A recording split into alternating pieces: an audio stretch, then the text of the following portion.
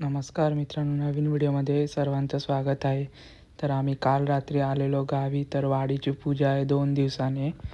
तर आम्ही आलेलो 2 दिवस आधीच गावी. तर म्हटलं कुठेतरी फिरायला जाऊया. तर आज आम्ही निघालो आहे गाडी घेऊन वाटूळ गावात. तर हे गाव आहे रत्नागिरीमध्ये, ओणीच्या पुढे हे गाव आतमध्ये आहे. तर आम्ही चाललेलो शिवशंभू महादेवाचं दर्शन घ्यायला. मस्त गावात हे मंदिर बांधलेलं आहे आणि खूप जुनं मंदिर आहे. चला तर बघूया.